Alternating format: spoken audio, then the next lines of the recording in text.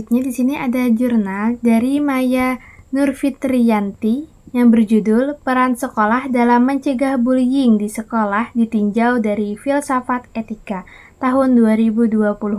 Nah, jadi jurnal ini membahas tentang bullying sebagai bentuk penyimpangan moral dan etika yang sering terjadi di lingkungan sekolah.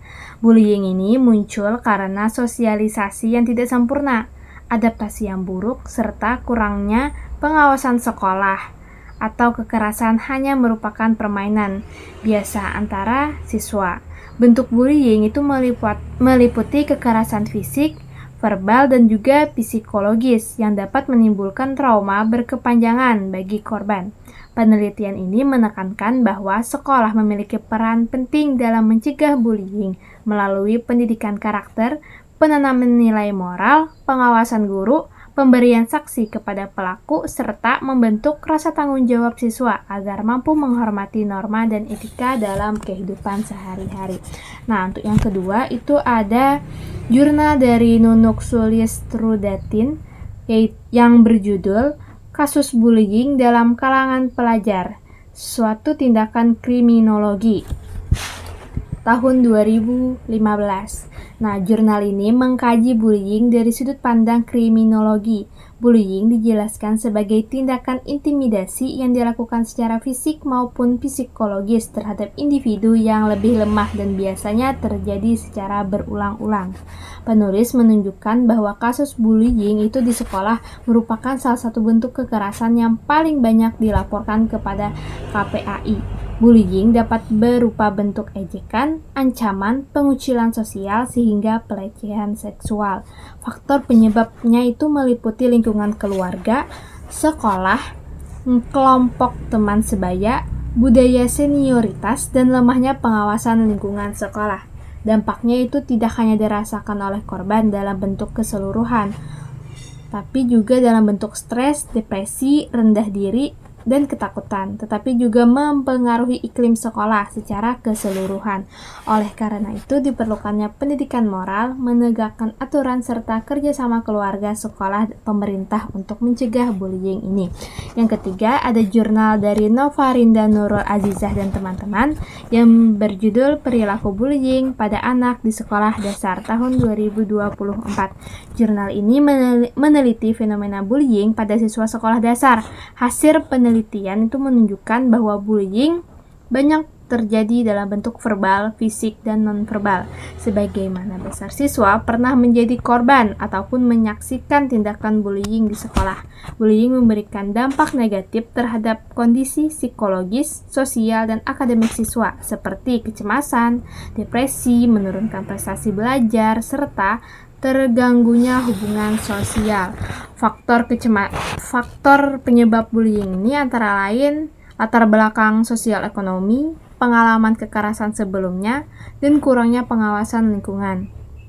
Penelitian ini menegaskan bahwa pentingnya kerjasama antara sekolah dan orang tua dalam melakukan pencegahan, pengawasan, serta pembinaan karakter siswa sejak usia dini agar terciptanya lingkungan sekolah yang aman dan nyaman. Selanjutnya yang keempat ada jurnal dari Aulia Citra Fatima Ali yang judulnya itu Fenomena Bullying Siswa dan Upaya Penanganannya. Jurnal ini merupakan studi kasus tentang perilaku bullying pada siswa SMP Negeri 1 Plong Bengkeng Utara. Bentuk bullying yang ditemukan itu meliputi bullying verbal, mengejek, memberikan julukan yang tidak menyenangkan, memanggil nama orang tua, serta bullying fisik seperti menyenggol, mencubit, dan juga faktor penyebab perilaku bullying itu berasal dari keluarga, karakter pribadi si pelaku, pengaruh teman sebaya, dan kurangnya pengawasan sekolah. Dampak dari bullying yang dirasakan korban itu berbentuk rasa malu, takut, rendah diri, dan menurunnya rasa percaya diri. Tetapi juga berdampak pada perilaku berupa penurunan prestasi belajar dan dijauhi teman-temannya. Jadi kesimpulan dari jurnal-jurnal ini itu berupa bullying merupakan masalah serius yang masih banyak terjadi di lingkungan sekolah, baik secara tingkat SD, SMP, maupun juga SMA. Bullying itu dapat berbentuk fisik, verbal, psikologis, maupun sosial yang menimbulkan dampak negatif bagi korban, pelaku, dan lingkungan sekolah. Faktor penyebab itu berasal dari keluarga, teman sebaya, lingkungan sekolah, serta lemahnya pengawasan dan pendidikan karakter. Oleh karena itu, pencegahan bullying ini perlu kerjasama antara sekolah, guru, orang tua, dan masyarakat melalui pendidikan karakter, penguatan nilai moral, pengawasan yang lebih baik, serta layanan konseling bagi siswa yang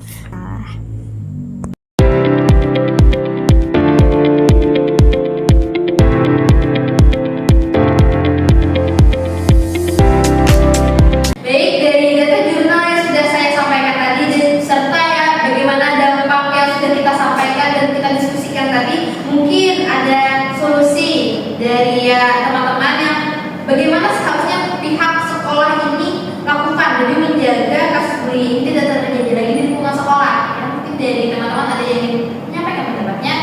Ya, solusi dari saya itu pihak sekolah itu memberikan edukasi tentang bullying. Nah, jadi misalnya di setiap bulan itu mengadakan sosialisasi tentang pemahaman bullying karena anak perlu diberikan pemahaman tentang bullying itu tersebut. Nah, dengan mengadakan sosialisasi itu anak menjadi lebih hati-hati dalam bertindak dan berinteraksi dengan teman-temannya. Itu saja solusi dari saya.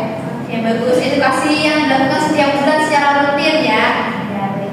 Mungkin dari teman-teman yang lain yang ingin menyampaikan juga. Ya, misalnya sekolah itu bisa menerapkan aturan jelas, misalnya memiliki tata tertib agar dapat menindaklanjut terhadap pemberian yang ada di sekolah.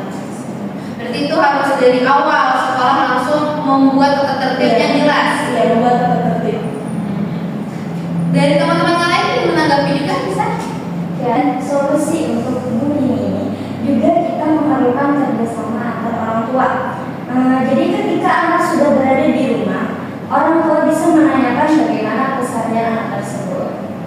Iya, dan saya juga ingin menanggapi dari yang telah disampaikan oleh Pembina Tunjangan, yang mana siswa itu bisa melaporkan yang benar, ya. Jadi sekolah itu juga perlu menyediakan wadah yang aman. Karena kan jika siswa melaporkan, dia akan cenderung takut akan timbul rahasia siapa yang membongkar bullying ini.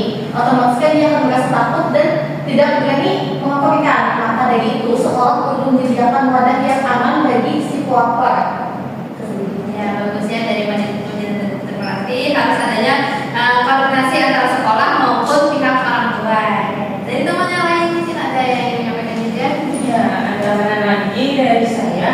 Selain dari kategori adanya inovasi dan kata istiqomah adanya tata tertib yang harus diterapkan, terus Madinah Tunjangan mengenai kerjasama antara orang tua dan sekolah, dan Putri Melati tadi menjelaskan tentang adanya Kebiasaan wadah yang aman. iya, jadi wadah yang aman. Jadi saya akan menambahkan selain yang mereka sebutkan, yang tidak kalah penting bagi saya itu adalah pembiasaan di sekolah mengenai perilaku baik yang harus ditanamkan secara rutin di sekolah setiap harinya.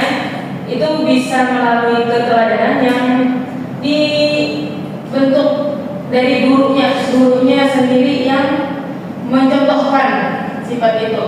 Karena biasanya di sekolah itu keteladanan lebih cepat untuk ditiru oleh anak-anak.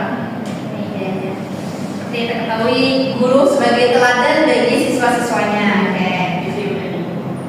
Oke, bagus banget ya. Tadi ada berbagai macam solusi yang sudah teman-teman sampaikan, mulai dari tadi masalah keteladanan, edukasi setiap bulan, ada kolaborasi antara orang tua dan juga pihak sekolah. Itu ya, semoga dari solusi yang sudah diberikan oleh teman-teman tadi itu dapat bermanfaat bagi pihak sekolah, agar pihak sekolah itu menerapkan solusi yang sudah disampaikan teman-teman supaya mencegah terjadinya perilaku bullying yang ada di sekolah kita.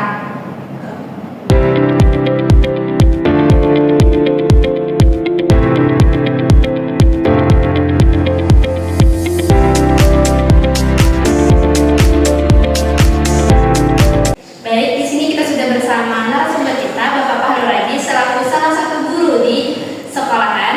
Jadi menurut Bapak, bagaimana kasus bullying yang sering terjadi di sekolah? Oke, bismillahirrahmanirrahim. Alhamdulillah, salatu wassalamu ala Rasulillah sayyidina Muhammad sallallahu alaihi wasallam. Mengenai pertanyaan yang dilayangkan oleh kami terkait tentang kasus bullying atau pembulian seperti itu.